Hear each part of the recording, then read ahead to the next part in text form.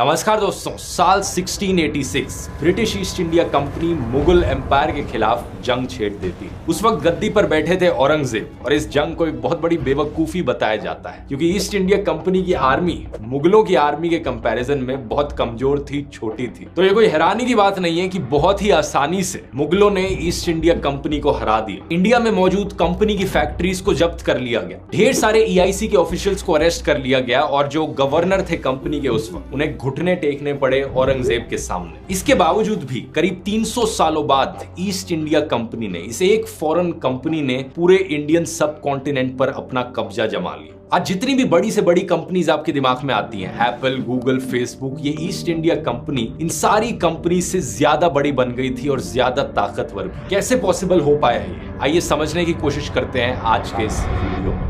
British East India Company, the company that ruled India and a large part of the Indian subcontinent. Britain destroyed India through looting, expropriation and outright theft. It was not the British who conquered India, it was a rogue multinational corporation. Like no other, one that was set up to trade, but also had powers to take land, to wage war, and also resolve peace.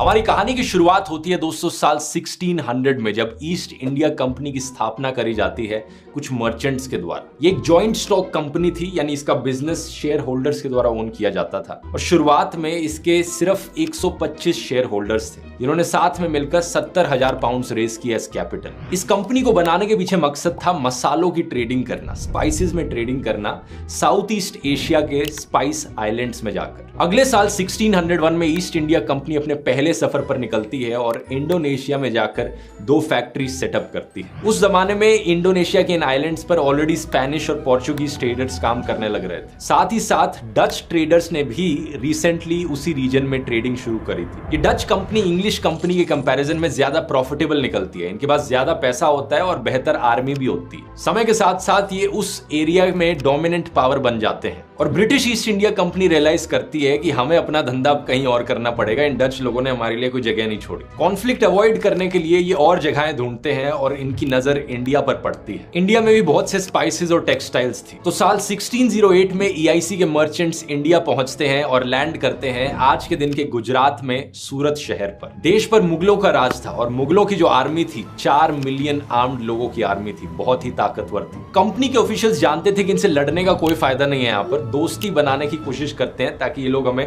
यहाँ पर trading करने। जो भी यहाँ पर local महाराजा शहंशाह मौजूद है उसे थोड़ा अपीस करने की कोशिश करते हैं। तो उस जहाज के जो कैप्टन थे, कैप्टन विलियम हॉकिंस, वो जहाज से उतरते हैं और एक बड़ा लंबा सफर तय करते हैं आगरा तक, जो कि मुगलों की कैपिटल थी उस वक्त। वहां पहुंचकर वो मिलते हैं मुगल एम्परर जहांगीर से, बात करने की कोशिश करते हैं कि प्लीज हमें परमिशन दे दो फैक्ट्री सेटअप करने की, हम भी ट्रेडिंग करना चाहते हैं सूरत में। लेकिन जहांगीर इस परमिशन को देने से मना कर देते हैं। इसके पीछे एक सिंपल रीजन ये था कि सूरत में उस वक्त पोर्चुगीज ट्रेडर्स मौजूद थे और पोर्चुगीज ट्रेडर्स के अच्छे रिलेशंस थे मुगलों के साथ। तो कोई रीजन नहीं था जहांगीर के लिए उनके कॉम्पिटिटर इंग्लिश ब्रिटिश लोगों को जगह दे यहाँ पर। तो EIC के ऑफिशियल सोचते हैं कि मुगल टेरिटरी में हमें जगह नहीं मिल पाई तो इंडिया के किसी और हिस्से में जाकर कोशिश करते हैं जहां पर इनकी टेरिटरी नहीं हो, जहां पर किसी और राजा का शासन हो। साल 1611 में इनकी एक कोशिश सक्सेसफुल प्रूव होती है जब आंध्र प्रदेश के मछलीपट्टनम में अपनी ये पहली फैक्ट्री खड़ी करते हैं। वहां के जो लोकल राजा थे उन्होंने परमिशन दे दी थी। अगले कुछ सालों में ईस्ट इंडिया कंपनी और फैक्ट्रीज एस्टैब्लिश करती है और अपनी पकड़ मजबूत बनाने की कोशिश करती है इंडियन सब कॉन्टिनेंट पर। ऐसा करते वक्त कॉन्स्टेंटली कॉन्फ्लिक्ट की ये सिचुएशन में आ जाते हैं बाकी और यूरोपियन ट्रेडर्स के साथ। साल 1612 में ये वापस सूरत जाते हैं और वहां पर पोर्चुगीज के खिलाफ जंग छेड़ देते हैं। बैटल ऑफ स्वाली इसे कहा जाता है और पोर्चुगीज लोग हार जाते हैं। इसके बाद से पोर्चुगीज का जो इन्फ्लुएंस होता है वो बहुत घट जाता है और मोस्टली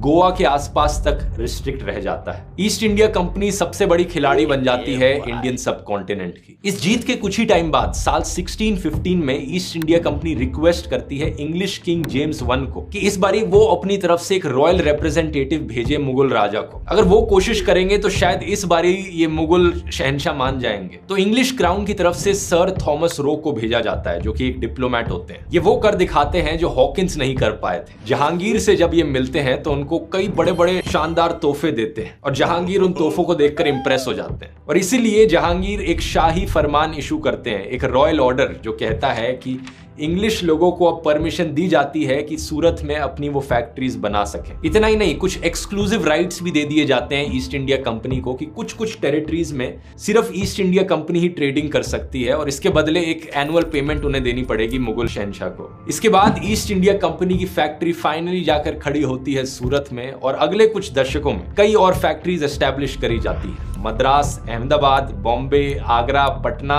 कंपनी का धंधा बहुत अच्छा चलता है, काफी मुनाफा कमाते हैं ये कॉटन, इंडिगो, सिल्क, सॉल्ट और बाद में ओपियम और टी जैसी चीजों में ट्रेडिंग करके। जिन शहरों में इनकी फैक्ट्रीज लगी थी उन शहरों में इकोनॉमिक प्रॉस्पेरिटी देखने को मिलती है और लोग आकर्षित होते हैं उन शहरों की तरफ। कंपनी की धीरे धीरे इन जगहों में मोनोपोली बन जाती है। ये फोर्टिफाइड बेसिस भी बनाने शुरू कर देते हैं। अभी तक ज्यादातर फैक्ट्रीज ईस्ट इंडिया कंपनी की वेस्टर्न और south eastern coast of Indian subcontinent में थी। अब ये चाह रहे थे कि मुगल टेरिटरीज के सारे इलाकों पर ये अपनी फैक्ट्रीज बना सके, स्पेशली ईस्ट में, बंगाल में। उस वक्त बंगाल का मतलब था आज के दिन का West Bengal plus Bangladesh plus Bihar plus Orissa. Commercially बहुत ही सक्सेसफुल रीजन इसे माना जाता था उस टाइम में भी। कंपनी के एम्बिशंस बहुत बड़े थे। कंपनी अब पॉलिटिकल पावर भी चाहती थी अपने हाथों में। इसके पीछे सिंपल रीजन था ताकि ट्रेडिंग आसान बन सके, बाकी जो भी कॉम्पिटिटर्स आए उन्हें आसानी से हटाया जा सके। तो ये जाकर अपने इंग्लिश किंग से रिक्वेस्ट करते हैं कि प्लीज हमें हमारी पावर्स बढ़ा दो, हम और मुनाफा जनरेट कर पाएंगे। तो साल 1670 के अराउंड उस वक्त के जो इंग्लिश किंग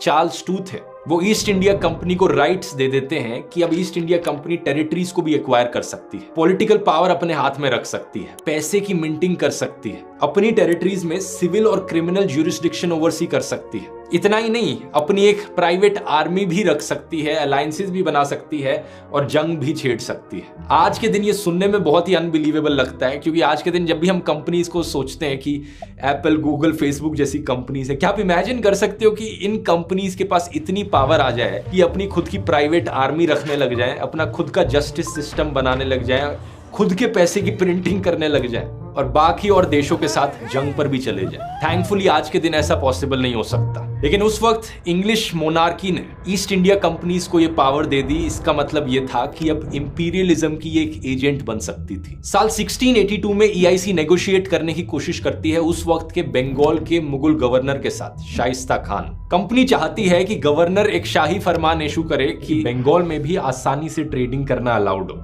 इस पॉइंट ऑफ टाइम पर कंपनी की ऑलरेडी कुछ प्रेजेंस थी बंगाल में, लेकिन वो ट्रेडिंग राइट्स चाहते थे और टैक्स कट्स चाहते थे जिससे कि ट्रेडिंग करना और आसान हो सके। उस वक्त नए मुगल शहंशाह गद्दी पर थे, औरंगजेब। जब वो ईस्ट इंडिया कंपनी की इस रिक्वेस्ट को सुनते हैं तो उन्हें लगता है कि कितने एरोगेंट हैं, इतनी फैक्ट्रीज बनाने के बाद भी इन्हें चैन नहीं मिला, अब ये चाहते हैं बंगाल में भी अपनी फैक्ट्रीज बनाए। वो साफ साफ मना कर देते हैं। उस समय में ईस्ट इंडिया कंपनी के गवर्नर थे जोसिया चाइल्ड। वो औरंगजेब के इस फैसले से बिल्कुल भी खुश नहीं हुए। अपनी एरोगेंस में आकर कि अभी अभी उन्हें पावर मिली थी ईस्ट इंडिया कंपनी को कि अपनी खुद की आर्मी रख सकते हैं, ये अब जंग छेड़ देते हैं मुगलों के खिलाफ। यह होता है साल 1686 में और इसी की बात मैंने वीडियो के शुरू में करी थी। बड़ी ही बेवकूफी वाली बात होती है ये ईस्ट इंडिया कंपनी के पर्सपेक्टिव से देखा जाए तो, क्योंकि उनकी आर्मी किसी भी लायक नहीं होती मुगलों की आर्मी के सामने। बुरी तरीके से ईस्ट इंडिया कंपनी ये जंग हार जाती है। जोसिया चाइल्ड को घुटनों पर टिकना पड़ता है, माफी मांगनी पड़ती है औरंगजेब से। एक हिस्टोरिकल पेंटिंग भी है इस सीन की, वैसे यहाँ पर आप स्क्रीन पर देख सकते हैं। औरंगजेब एक्चुअली में माफ कर देते हैं ईस्ट इंडिया कंपनी को, लेकिन उन पर एक फाइन लगाते हैं 1.5 लाख रुपए का। उस वक्त 1.5 लाख रुपए का मतलब था आज के 35 करोड़ रुपए। इस फाइन के बाद ईस्ट इंडिया कंपनी की जो ट्रेडिंग प्रिविलेजेस थी उन्हें वापस रिस्टोर कर दिया जाता है और इनकी जो फैक्ट्रीज जब्त करी गई थी वो भी वापस दे दी जाती है। कंपनी के ऑफिशियल्स में बहुत पेशेंस था, वो चुपचाप शांति से काम करते रहते हैं अपनी लिमिट्स में रहकर, लेकिन अंदर अंदर से ही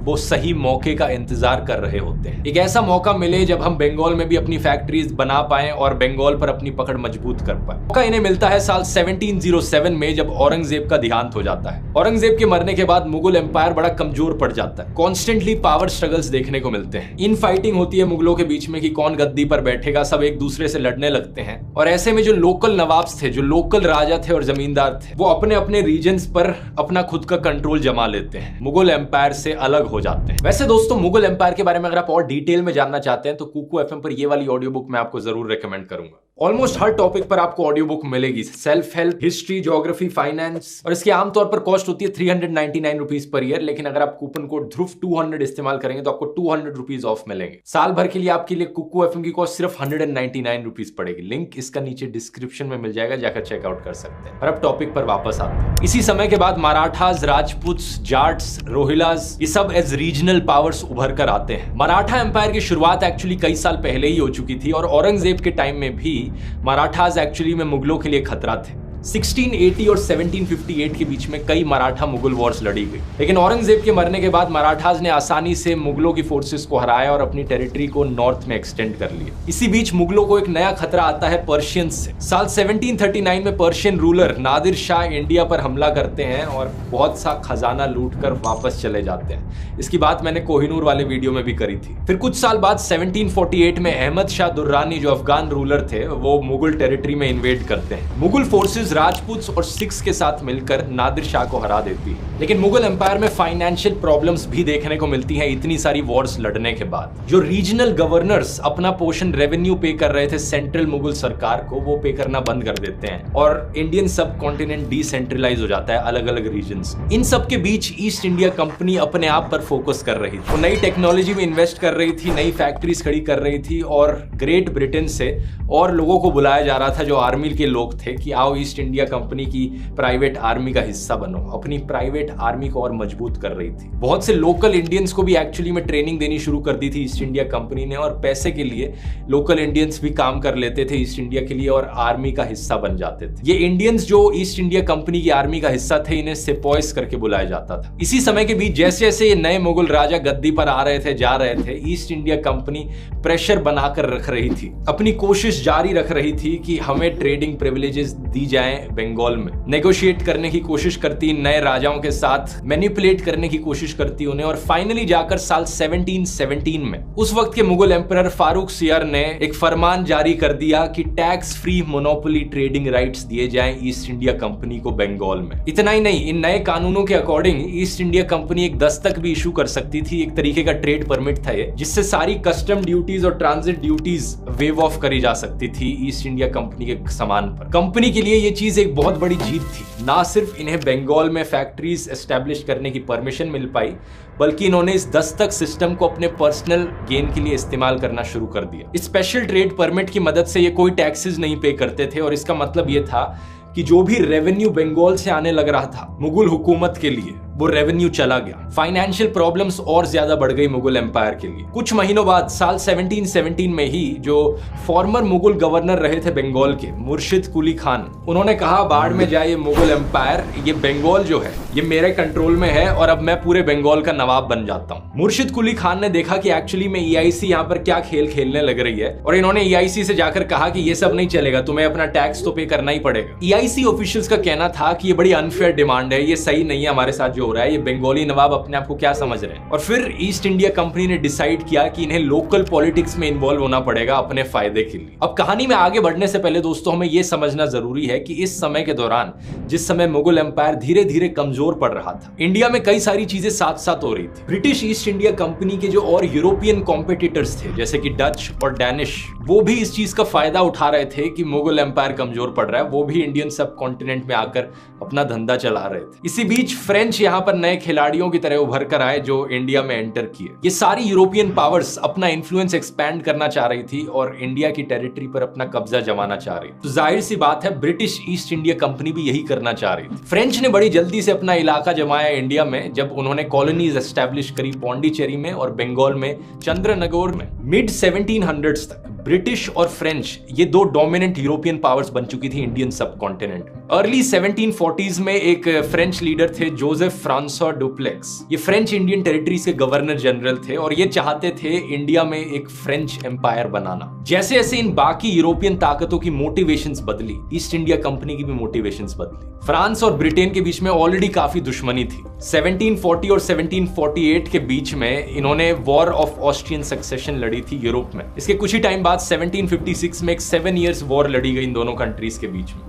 जब ये दोनों पावर्स नॉर्थ अमेरिका में अपने कंट्रोल को बढ़ाने की कोशिश कर रही थी। फ्रांस और ब्रिटेन के बीच में दुश्मनी इतनी ज्यादा थी कि ना सिर्फ इन्होंने यूरोप में जंग लड़ी, नॉर्थ अमेरिका में जंग लड़ी, बल्कि इंडिया में भी जंग लड़ी। 1746 और 1763 के बीच में कर्नाटिक वॉर्स लड़ी गई सदर्न इंडिया में। इन वॉर्स में एक्चुअली में इंग्लैंड की जीत हुई और फ्रेंच अपना पॉलिटिकल इन्फ्लुएंस लूज कर गए। सिर्फ पौंडीचेरी और चंद्रनगौर की टेरिटरीज उनके अंडर रही। लेकिन इंटरेस्टिंग चीज ये है जाननी दोस्तों कि जो उस वक्त के इंडियन राजा महाराजा थे उन पर क्या असर पड़ा जब ब्रिटिश और फ्रेंच लोग इंडिया में एक दूसरे से लड़ रहे थे। तो ये लोकल इंडियन रूलर्स भी एक दूसरे के साथ लड़ने लग रहे थे गद्दी के लिए। इन्होंने देखा कि इन यूरोपियन लोगों के पास आर्मी काफी अच्छी है, हाईली ट्रेन्ड सोल्जर्स हैं, डिसिप्लिन्ड लोग हैं, क्यों ना हम इनके साथ अलायंसेस बनाएं और अपने दुश्मनों के खिलाफ इनको इस्तेमाल करें। लेकिन इन इंडियन राजाओं ने ये नहीं सोचा कि इनकी मदद लेने का मतलब है कि इन पर हम डिपेंडेंट हो जाएंगे, ये हमारी पॉलिटिक्स में इंटरफेयर करने लग जाएंगे और हमारी ही पावर इससे कम हो जाएगी। ऊपर से यूरोपियन ताकतें भी यही कर सकती थी, किसी इंडियन राजा के ऑपोजिशन लीडर को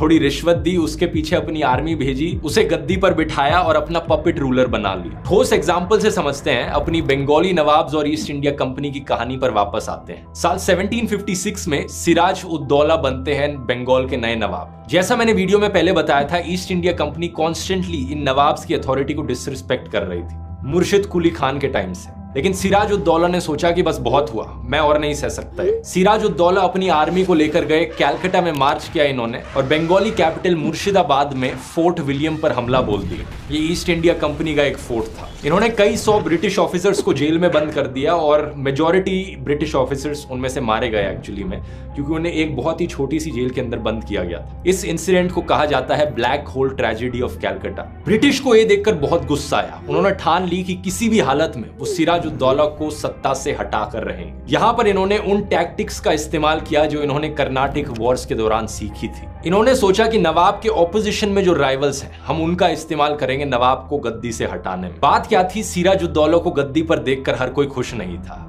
ऑपोजिशन में उनके एक परिवार था जगत सेठ का, एक बड़ी पावरफुल फैमिली बैंकर्स, मर्चेंट्स और मनी लेंडर्स की, जो मुर्शिदाबाद में बेस्ड थी। ये उस वक्त के बंगाल के सबसे अमीर परिवारों में से था और इनका काफी इन्फ्लुएंस था नवाब के कोर्ट में। इसके अलावा सिराज उद दौला की आर्मी के जो कमांडर थे मीर जाफर, उनके खुद के सपने थे कि वो नवाब बनना चाहते थे। तो ईस्ट इंडिया कंपनी ने रॉबर्ट क्लाइव की लीडरशिप के अंडर जगत सेठ के परिवार के साथ मीर जाफर के साथ हाथ मिलाया और प्लान बनाया सिराज उद दौला को सत्ता से हटाने का। अब आज के जमाने में एमएलए खरीद बेचकर सत्ता पलट करी जा सकती है, लेकिन उस जमाने में सत्ता पलट करने का मतलब था कि लिटरली अपनी आर्मी को ले जाकर लड़ाई करी जाए। अब सिराज उद दौला भी कोई बेवकूफ इंसान नहीं थे, उन्हें पता था कि ईस्ट इंडिया कंपनी क्या करने लग रही है। उन्होंने सोचा कि जब ये लोग मेरे दुश्मनों के साथ मिलकर हाथ मिला सकते हैं मुझे सत्ता से हटाने के लिए, तो मैं क्यों नहीं ऐसा कर सकता। वो सीधा गए ब्रिटिश के दुश्मन फ्रेंच के पास, उनके साथ जाकर हाथ मिलाया, कहा कि आओ साथ में लड़ाई लड़ते हैं। ये लड़ाई लड़ी गई जून 1757 में, इसे हम बैटल ऑफ प्लासी कहते हैं। हालांकि सिराज उद दौला की आर्मी का साइज 15 गुना ज्यादा बड़ा था, लेकिन फिर भी वो हार गए। ब्रिटिश ने जंग जीतने के बाद अपने नए दोस्त मीर जाफर को जाकर गद्दी पर बिठा दिया और नया पपिट नवाब बना दिया बंगाल का। सिराज उद दौला को बाद में जाकर असैसिनेट कर दिया गया और जो फ्रेंच प्रेजेंस थी बंगाल में वो भी इसके बाद जाकर खत्म हो गई। चंद्रनगौर जो इकलौती जगह थी बंगाल में फ्रेंच के कंट्रोल में, वो भी अब फ्रेंच के हाथों से चली गई और ब्रिटिश कंट्रोल में आ गई। बैटल ऑफ प्लासी एक इंपॉर्टेंट टर्निंग पॉइंट है इतिहास में, क्योंकि इसी के बाद ब्रिटिश के हाथ पॉलिटिकल पावर लगी, चाहे इनडायरेक्टली ही क्यों ना लगी हो।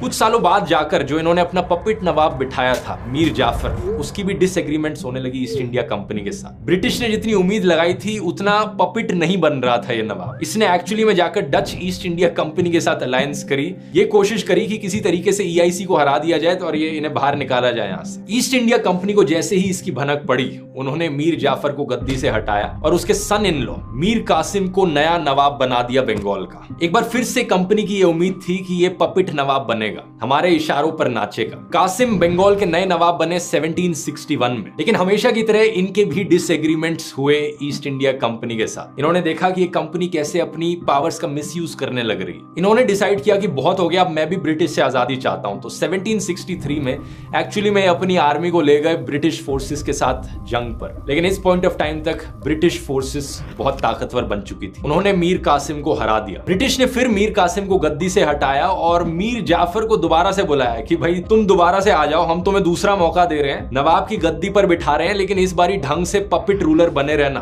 कासिम बंगाल छोड़कर बाहर गए और उन्होंने रियलाइज किया कि ये लड़ाई खुद से नहीं जीती जा सकती। ब्रिटिश को बंगाल से अगर बाहर फेंकना है तो मैं अकेले अपनी आर्मी के साथ नहीं कर सकता। वो अवध के नवाब के पास गए, शुजा-उद-दौला, और उस वक्त के मुगल एम्परर शाह आलम II के पास गए। इन तीनों लोगों ने अलायंस बनाई और कहा कि अब साथ में मिलकर ब्रिटिश को बाहर निकाल फेंकते हैं। ब्रिटिश और इनकी अलायंस के बीच में 1764 में जंग लड़ी गई। इसे हम बैटल ऑफ बक्सर कहते हैं, और ये लड़ाई भी ब्रिटिश ने जीत ली। इस लड़ाई के बाद ईस्ट इंडिया कंपनी ने देखा कि बहुत हुआ ये पपिट रूलर का गेम। हम जितने भी नवाबों को पपिट बनाने की कोशिश करते हैं, कोई नहीं बनता। अब से हम खुद ही नए रूलर बन जाते हैं बंगाल के। तो 1765 में ट्रीटी ऑफ इलाहाबाद के अकॉर्डिंग रॉबर्ट क्लाइव गवर्नर और कमांडर इन चीफ बन जाते हैं बंगाल के। अब ऑफिशियली इस ट्रीटी में एक और मेजर पॉइंट ये था कि शाह आलम II ने फरमान इशू किया कि ईस्ट इंडिया कंपनी के पास दीवानी राइट्स हैं बंगाल के। मतलब बंगाल से आने वाला जितना भी पैसा था, जो टैक्सेस से पैसा आ रहा था, वो अब सीधा ईस्ट इंडिया कंपनी के पास जाएगा। तो ऑफिशियली अब ईस्ट इंडिया कंपनी बंगाल की नई रूलर बन गई। अब इस कंपनी के पास बहुत से सोर्सेस थे पैसे कमाने के। अपना ट्रेडिंग का धंधा तो चल ही रहा था, लेकिन अब टैक्स का पैसा भी इनके पास आ रहा था। तो इनके पास जो आने वाला रेवेन्यू था वो बहुत ज्यादा बढ़ गया। अब ये नए प्रोडक्ट्स खरीद सकते थे ट्रेड करने के लिए, मिलिट्री पावर अपनी और मजबूत कर सकते थे, इंफ्रास्ट्रक्चर में और पैसा स्पेंड कर सकते थे। तो देखते ही देखते पूरा बंगाल का एरिया ब्रिटिश के कंप्लीट कंट्रोल में आ गया। यहाँ पर एक इंटरेस्टिंग कोट मुझे याद आता है, imperialism is the highest form of capitalism. ये चीज क्यों कही जाती है आप यहाँ पर देख सकते हैं। इसकी बात मैंने डिटेल में कैपिटलिज्म वाले वीडियो में भी करी थी। इस पॉइंट ऑफ टाइम पर अब ईस्ट इंडिया कंपनी के पास पैसे थे, रिसोर्सेज थे और पावर थी अपनी टेरिटरी और एक्सपैंड करने के लिए। अब इंडिया के बाकी एरियाज पर इन्होंने कैसे कब्जा जमाया, कुछ बड़ी ही इंटरेस्टिंग टेक्निक्स का इन्होंने इस्तेमाल किया। पहली टेक्निक, जो इंडियन सब कॉन्टिनेंट के रीजन्स ब्रिटिश के कंट्रोल में नहीं थे, वहां पर ब्रिटिश ने अपने रेजिडेंट्स को अपॉइंट किया। रेजिडेंट्स बेसिकली ब्रिटिश ऑफिशियल्स थे जो डिप्लोमेट का काम करते थे अलग अलग स्टेट्स में, अलग अलग रीजन्स। ये रेजिडेंट्स जाकर लोकल राजा महाराजाओं के साथ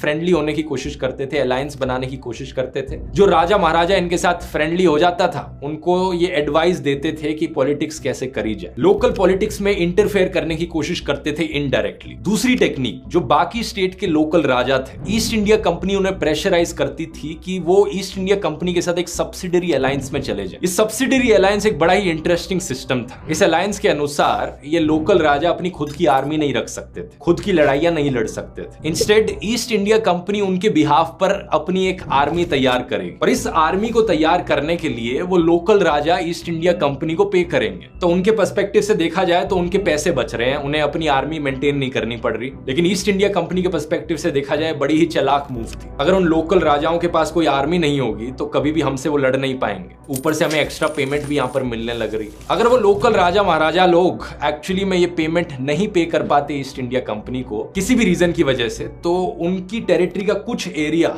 ईस्ट इंडिया कंपनी के कब्जे में आ जाएगा। और ऐसा कई बार होता भी था। तो थोड़ा थोड़ा करके ईस्ट इंडिया कंपनी ने अपनी टेरिटरीज को आगे बढ़ाया। इस सब्सिडरी अलायंस के अकॉर्डिंग ईस्ट इंडिया कंपनी ने प्रॉमिस किया था कि वो कंपनी इंटरनल अफेयर्स में टांग नहीं अड़ाएगी उन बाकी एरियाज में। लेकिन ये प्रॉमिस बस नाम की थी, पीछे पीछे ही ये कंपनी अपने रेजिडेंट्स के थ्रू वहां पर टांग अड़ाने की कोशिश कर ही रही थी। तो इस टेक्निक के जरिए बहुत से एरियाज एक्चुअली में इनडायरेक्ट कंट्रोल में आ गए ईस्ट इंडिया कंपनी के। जो रीजन्स ईस्ट इंडिया कंपनी के साथ इन सब्सिडरी अलायंसेस में गए, उन्हें बाद में जाकर हम प्रिंसली स्टेट्स ऑफ इंडिया करके जानते हैं। साल 1798 में हैदराबाद पहली स्टेट थी इस सब्सिडरी अलायंस में जाने वाली कंपनी के साथ। अब तीसरी टेक्निक बड़ी सिंपल थी। अगर ये दोनों टेक्निक्स नहीं काम करती तो ईस्ट इंडिया कंपनी अपनी ब्रूट मिलिट्री फोर्स का इस्तेमाल करती और लिटरली आर्मी ले जाकर नए एरियाज पर कब्जा जमा लेती। इन्हीं सब तकनीकों की मदद से साल 1818 तक ईस्ट इंडिया कंपनी इंडियन सब कॉन्टिनेंट की सबसे ताकतवर पावर बन गई। इस साल तक करीब 2/3 सब कॉन्टिनेंट ईस्ट इंडिया कंपनी के कंट्रोल में आ चुका था और इस सब कॉन्टिनेंट में रहने वाली 78% पॉपुलेशन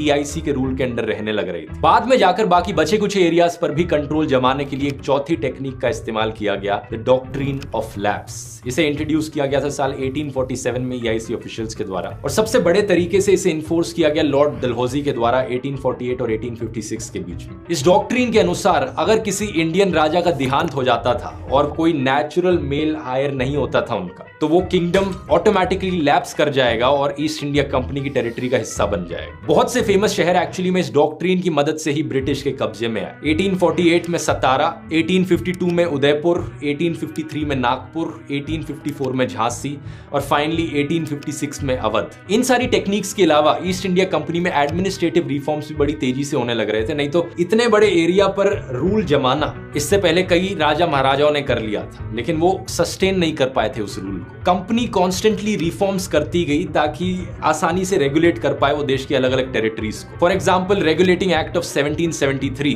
जिसने गवर्नर जनरल ऑफ बंगाल की पोस्ट क्रिएट करी। वॉरेन हेस्टिंग्स पहले गवर्नर जनरल बने बंगाल के। इसकी मदद से रूल करना और आसान हो गया। अर्ली 1800s में आखिरी बड़ी ताकतें जो ब्रिटिश के अलावा बची थी इंडियन सब कॉन्टिनेंट में, वो थी मराठा एम्पायर और मैसूर किंगडम। इन दोनों को ईस्ट इंडिया कंपनी ने कैसे हराया, ये बड़ी ही इंटरेस्टिंग कहानी है। इस पर अपना एक अलग से वीडियो बन सकता है, तो कभी और किसी वीडियो में बात करेंगे। लेकिन डॉक्ट्रिन ऑफ लैप्स के बाद रिवोल्ट ऑफ 1857 होती है, जिसे फर्स्ट वॉर ऑफ इंडिपेंडेंस कहा जाता है। हालांकि इंडियन रेवोल्यूशनरीज इस जंग को हार जाते हैं, लेकिन गवर्नमेंट ऑफ इंडिया एक्ट 1858 के according British government east India company को नेशनलाइज कर देती है। सारी टेरिटरीज, मिलिट्री फोर्सेज और जितनी भी दौलत थी ईस्ट इंडिया कंपनी के पास, वो ब्रिटिश गवर्नमेंट के पास चली जाती है। इस पॉइंट ऑफ टाइम से ईस्ट इंडिया कंपनी का रूल खत्म होता है और ब्रिटिश राज की शुरुआत होती है। 1874 में इस कंपनी को फाइनली जाकर डिसॉल्व कर दिया जाता है। मुगल एम्पायर का अंत भी 1857 के बाद हो जाता है, जब आखिरी एम्परर बहादुर शाह जफर को बर्मा भेज दिया जाता है और जितने भी सक्सेसर्स आने थे उनके, उन सबको मार दिया जाता है। तो ये थी बड़ी ही दिलचस्प कहानी दोस्तों, दुनिया की one of the most powerful companies की। वीडियो अच्छा लगा तो बाकी और हिस्ट्री रिलेटेड वीडियोस भी इस प्लेलिस्ट में आप देख सकते हो क्लिक करके। मिलते हैं अगले वीडियो में। बहुत बहुत धन्यवाद।